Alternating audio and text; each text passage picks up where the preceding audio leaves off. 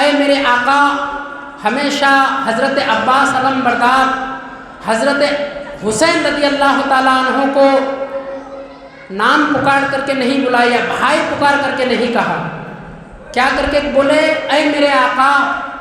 ہمیں اجازت دیجیے۔ آپ حالانکہ حضرت علی کے سوتیلے بیٹے تھے،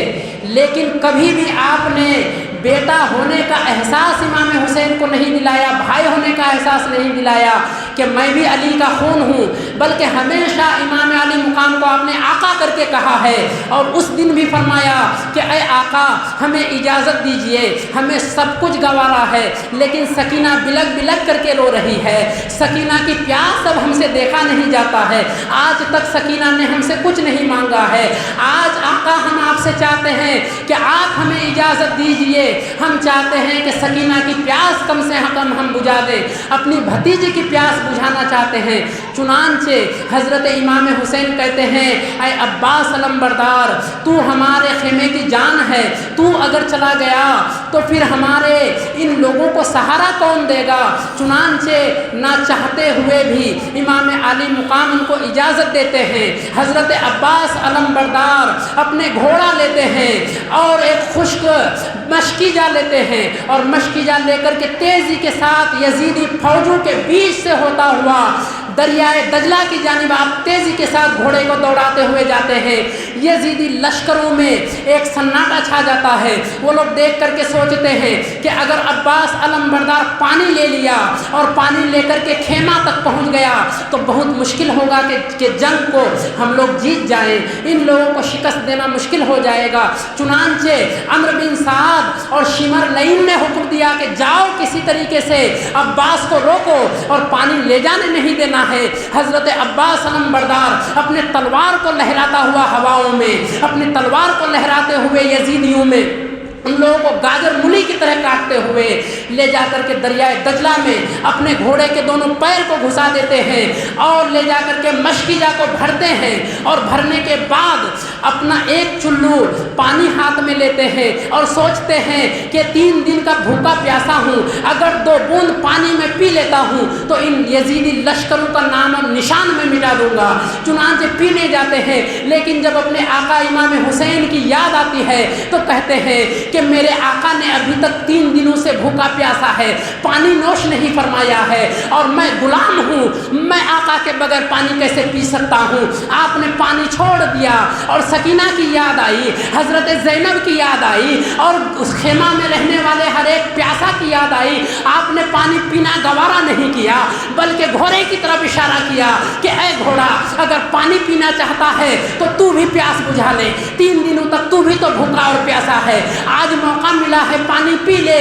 اور گھوڑا نے، وہ بھی گھوڑا وفادار تھا، وہ بھی گھوڑا کیسا وفادار تھا کہ میرا مالک جو بھوکا اور پیاسا 3 دنوں سے ہے، جس نے پانی کی ایک بوند تک نہیں دیکھی ہے، میں کیسا گھوڑا ہوں کہ میں اپنے آقا کو چھوڑ کر کے میں پانی پی لوں گا۔ چنانچہ گھوڑا نے سر ہلایا، گویا کہ زبان حال سے گھوڑا کہہ رہا ہے جب آقا پانی نہیں پیتا ہے تو اس سواری کو، اس سوار کو پانی پینے، اس سواری کو پانی پینے کا حق کس نے دیا ہے؟ چنانچہ گھوڑا نے بھی پانی نہیں پیا اور پیاسا جو ہے وہاں سے واپس نکلتا ہے۔ حضرت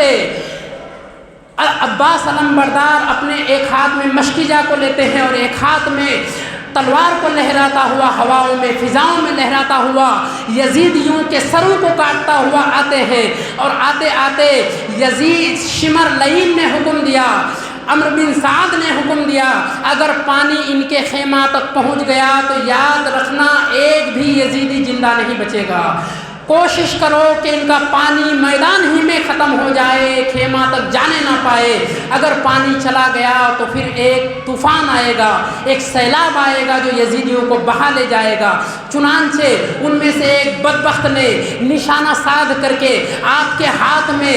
مارا، جس ہاتھ میں مشکیجہ آپ پکڑے ہوئے تھے اس ہاتھ کو کاٹ کر کے زمین میں گرا دیتا ہے۔ اس مشکیجہ کو پھر بھی آپ نہیں چھوڑتے ہیں، دوسرے ہاتھ میں لے لیتے ہیں، اور ایک بدبخت آگے بڑھتا ہے آپ کے اس ہاتھ میں بھی وار کرتا ہے، اس ہاتھ کو بھی کاٹ دیتا ہے۔ آپ نے مشکیزہ اپنے منہ میں پکڑ لیا، پکڑنے کے بعد دونوں ہاتھ آپ گوا دیے، لیکن آپ کو افسوس نہیں ہوا، آپ کو خوشی تھی تو اس بات کی تھی کہ سکینہ کی پیاس بجھا دوں، سکینہ میری بھتیجی کی پیاس بجھا دوں۔ چنانچہ گھوڑے میں تیزی کے ساتھ آپ چلتے ہیں، سکینہ کی پیاس کی خوشی میں اپنے دونوں بازو کو گوا دیے، آپ کو ذرا برابر افسوس نہیں ہوا۔ ایک بدبخت یزیدی لعین نے آپ کے چہرے پہ، آپ کے منہ میں، جس سے آپ مشکیزہ پکڑے ہوئے تھے، اتنی تیزی کے ساتھ تیر مارتا ہے کہ مشکیزہ کے ساتھ ہوتے ہوئے آپ کے حلق تک جا کے تیر پیوست ہو جاتا ہے، تیر لگتا ہے، آپ کے منہ کے دندان مبارک کو شہید کر دیا جاتا ہے، مشکیزہ گر جاتا ہے زمین پر اور سارے پانی بہہ جاتے ہیں۔ حضرت عباس علم بردار زمین میں گرتے ہیں اور رونا اسٹارٹ کر دیتے ہیں، کہتے ہیں کہ میرے ہاتھوں کو گوانے کا مجھے افسوس نہیں ہے یزیدیوں، تم لوگ کبھی یہ نہ سوچنا کہ عباس علم بردار کا بازو کٹ گیا ہے اسی لیے رو رہا ہے، کبھی یہ نہ سوچنا کہ اپنے دندان مبارک کے شہید ہونے کی وجہ سے رو رہا ہے۔ اگر آج عباس علم بردار رو رہا ہے تو اس لیے رو رہا ہے کہ سکینہ کی پیاس نہ بجھا سکا، امام حسین کی شہزادی کی پیاس نہ بجھا سکا، اپنے آقا سے ہم ایک اجازت لے کر کے آئے تھے، اس اجازت کو تکمیل تک نہ پہنچا سکا۔ اگر عباس علم بردار کو افسوس ہے تو اس بات کا افسوس ہے کہ سکینہ کی پیاس نہ بجھا سکا، اپنے ہاتھوں کا افسوس نہیں ہے، اپنی جان کا افسوس نہیں ہے۔ اس نہت شیر پر جنہوں نے اپنے دونوں بازوؤں کو گوا چکا ہے، اس پر تیر اور برچھیوں کے ساتھ وہ یزیدیوں نے حملہ کیا اور اس طریقے سے حملہ کیا کہ آپ کے بدن میں لہو لہان کر دیا، خون کر دیا، آپ کو بہت زیادہ چوٹ پہنچائی۔ آپ نے پکارا امام حسین کو، یا آقا یا آقا۔ امام حسین رضی اللہ تعالیٰ عنہ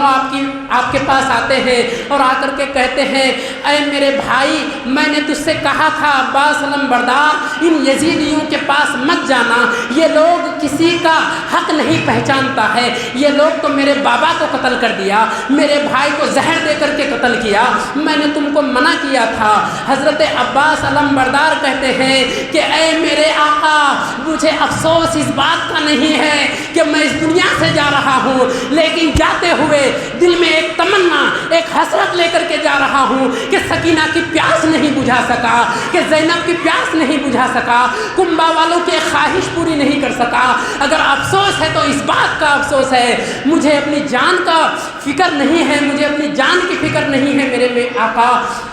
حضرت امام علی مقام کہتے ہیں کہ آج تک تو نے مجھے بھائی نہیں کہا میرے بھائی، آج جاتے ہوئے میں چاہتا ہوں کہ تو مجھے ایک بار بھائی کہہ دے۔ آج جا رہے ہو اس دنیا کو چھوڑ کر، جب تم اس دنیا میں آئے تھے جس طریقے سے میرے ابا جان حضرت علی رضی اللہ تعالیٰ عنہ